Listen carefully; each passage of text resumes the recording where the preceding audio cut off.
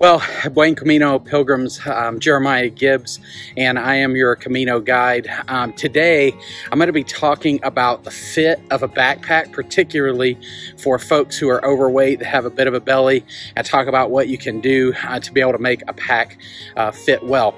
Hey there, Pilgrims. This is Editing Jeremiah, kind of jumping into the middle of the video as I was putting this together, I realized that I really should be talking at least for a minute at the end. I want to talk with those of you who are wondering whether you can make the pilgrimage because you know you're overweight, you're struggling with whether that's a possibility for you. As somebody who's overweight myself, I think I've got some things that I can say to that.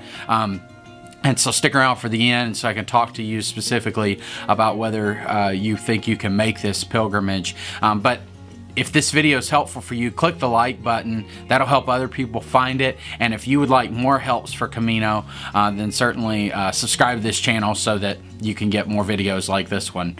Back to the regularly scheduled programming. It seems that a lot of people that are overweight, that have a large belly, struggle with the fit on their backpack. I have been no different in that case. I'm going to show you a picture right now of somebody who is has a normally fitting pack, an athletic fit person. And you'll notice that the fit of the backpack is supposed to be that your waist belt is hitting right above your hips and the belt itself cinches down on your hips. Well, that is the proper fit of a backpack for, that's the way they're designed to fit, and that allows the weight of your backpack to be able to ride on your hips rather than riding on your shoulders. It's critical for having a good experience when you're out walking and backpacking.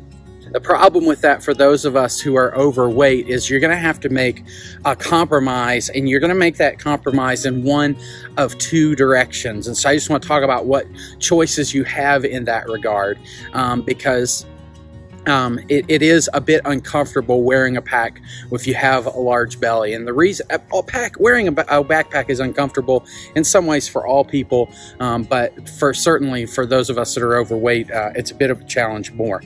So the first possibility for you, and this is after you get the rest of the pack fitting properly, which I'm going to encourage you just to watch other videos for that. There's other people who can talk about that. But the problem is if you wear the pack properly, which this pack right now is fitted on me. Let me just check it real quick. It's fitted on me pretty much the way that the packs are designed to fit. But the problem, of course, with this is that means that the belt here has to be cinched down fairly tight right on my belly. Now, you can see it's kind of pressing in to my belly, and it is a bit uncomfortable. It can bruise your belly a little bit, and it is uncomfortable. And I've found some people say that they have trouble with digestion when they're out on backpacking trips and their pack is across their belly in a kind of strong way like that. So certainly I think that could be a concern for folks, and that's one of the downsides of wearing it this way. Ultimately, I'm gonna suggest this is the proper way to wear the pack, even if you're overweight.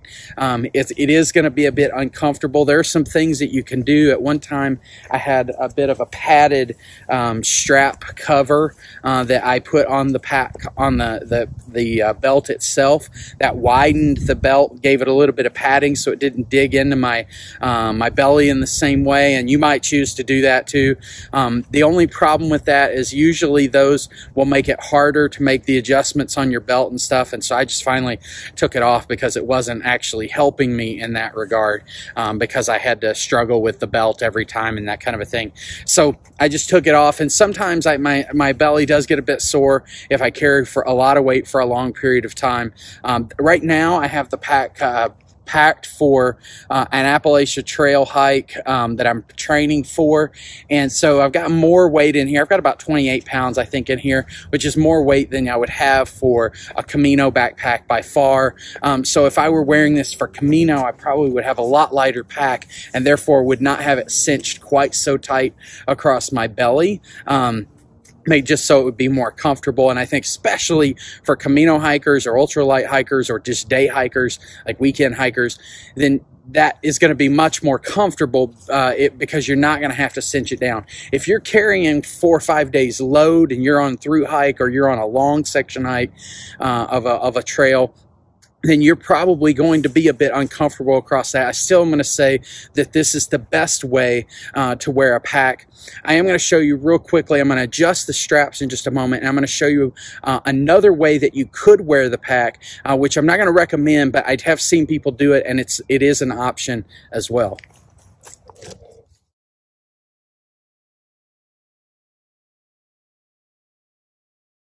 Now, in this case, I did not actually adjust the torso length of the pack to show this, but I did just adjust the way that the pack is fitting, so it's going to look a little funny right now.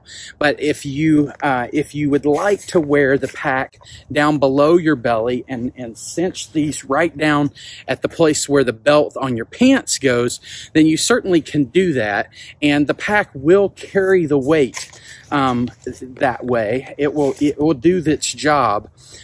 If you lengthen the torso adjustment on your pack, and so if you make it much longer than actually you would require, then you'd be able to adjust the straps so that your torso length is longer, and the pack would ride down at your belt. That is much more comfortable for your belly. The problem with that arrangement, and the reason I don't recommend it, is simply that the pack, if you have a belly, then your hips do not really catch the weight of that. In my experience, wearing the pack this way, it will continue to slide down all day. Sometimes that's going to be pushing your pants down and things like that, and that could be pretty annoying. But it also can eventually, as it slides down, you end up carrying more of that weight on your shoulders, and that's not where it's supposed to be, of course.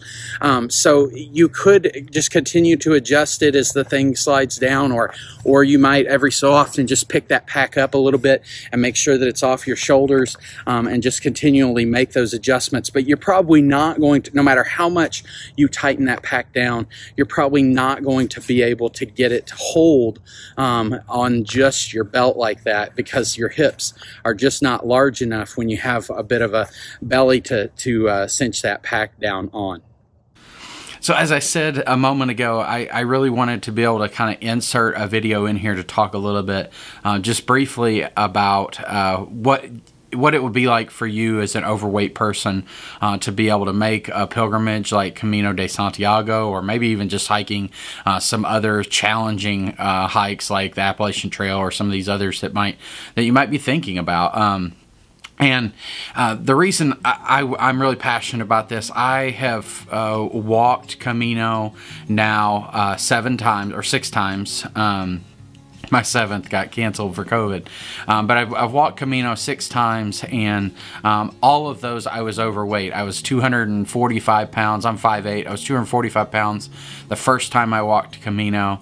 But the last time that I walked Camino, I was about 310 or 315 pounds while walking Camino de Santiago as a 5'8" person. So I was pretty overweight then. I've lost about 55 pounds, I think, since then. So I'm starting to get my own weight in control, in part because I want to be able to walk this for a long time.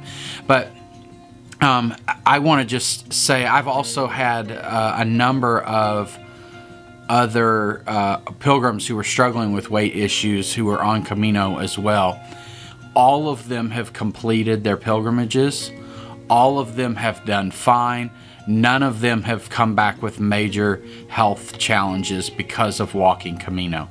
So if you're thinking about it and you're wondering whether you can make it, then you definitely can. The only folks that I think are not going to make it are the ones that are like, before they even start saying, I can't do this, I can't do this. Some of them may not be able to make it. But if you are wondering, how can I do it? Maybe I can do it, then you definitely can. If your doctor says it's okay, then go. A couple of tips that I would say on that. First of all, I think most people should use trekking poles, walking poles. I think if you are overweight, they probably are even more important, particularly for downhills, so that you do not injure yourself. They're helpful for uphills because it gives you the strength of your arms to also be able to climb. I find climbing very challenging as an overweight person. So when I'm going uphill, it's hard for me, but I'm always able to make it, and in part because those trekking poles are helpful for me. The other piece of just sort of advice that I would give, and this is actually advice for all pilgrims, but again, I think it probably matters even more if you've got weight challenges, and that is go at your own pace. The speed that you go at is going to determine the stress on your body. So if you are stressing your body and you're in pain and you're hurting, slow down just a notch, because oftentimes just slowing a little bit takes an enormous amount of pressure off your joints and off your heart and so on, and your lungs, and you're going to be just fine. So slow down a little bit.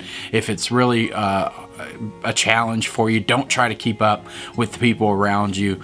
Use trekking poles and know that you absolutely can make it. You're going to be great. Go get on the Camino. Buen Camino.